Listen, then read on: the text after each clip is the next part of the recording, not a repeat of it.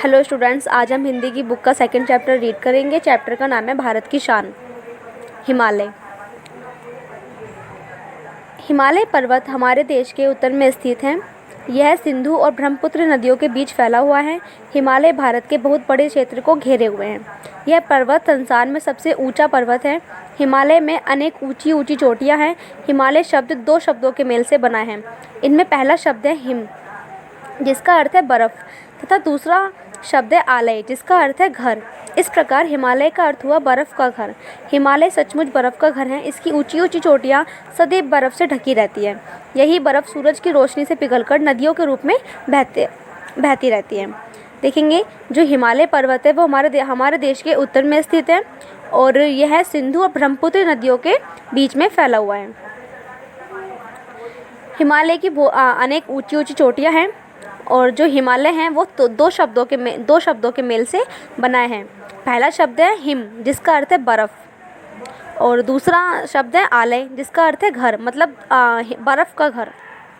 और बर्फ़ का घर का मतलब होता क्या है कि जो इसकी चोटियाँ है, मतलब पूरा जो है वो पूरा जो चोटियाँ है इसकी सब वो चोटियाँ जो है वो बर्फ़ से ढकी हुई है। ठीक है। और जब धूप निकलती है सूरज की रोशनी से, इसका क्या होता है, सूरज की रोशनी से जो बर्फ़ होती है वो पिघलती है और बर्फ़ पिघलकर पानी का रूप लेती है। ठीक है। जिसकी वजह से जो बर्फ़ पिघलकर जो रूप पानी का लेती है वो पानी नदियों के रूप में बहता है। हिमालय से निकलने वाली नदियाँ सदानीरा हैं।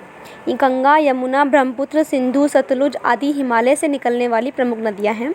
यह नदियाँ अत्यंत लाभदायक हैं। इन नदियों से निकली गई नहरों से खेतों की सिंचाई होती है, जिसके कारण खूब अनाज, सब्जियाँ और फल पैदा होते हैं। हिमालय के कारण ही हमारे देश में खूब वर्षा होती है, मतलब बारिश होती है। यह पर्वत समुद्र से आने वाली भाप भरी हवाओं को रोक लेता है। इन्हीं हवाओं से भारत में वर्षा होती है। यही हिमालय हमारी उत्तरी सीमा का रखवाला भी है। देखेंगे, जो हिमालय से जो नदियाँ निकलती हैं वो हमेशा जल से भरी रहती हैं, मतलब पानी से भरी रहने वाली नदियाँ होती हैं। वो नदियाँ कौन कौन सी हैं? गंगा, यमुना, ब्रह्मपुत्र, सिंधु, सतलुज, ये सब नदियाँ हैं। ठीक है। और ये जो नदियाँ हैं वो हमारे लिए काफ़ी अच्छी रहती है, लाभदायक रहती है, क्योंकि इन नदियों से जो निकली गई नहरें होती हैं, ठीक है, उन नहरों से हमारे खेतों की सिंचाई होती है। और अगर खेतों की सिंचाई होगी, खेत हमारे सही रहेंगे तो क्या होगा उससे, और खेतों की सिंचाई होती है जिसके कारण काफ़ी अनाज, सब्जियां, फल ये सब पैदा होते हैं। और जब फल, सब्जियां, अनाज ये सब पैदा होंगे तो वो हमारे पास तक क्या आएंगे, हम यही चीज़ें तो खाते हैं। हिमालय के कारण ही हमारे देश में खूब वर्षा होती है, बारिश होती है।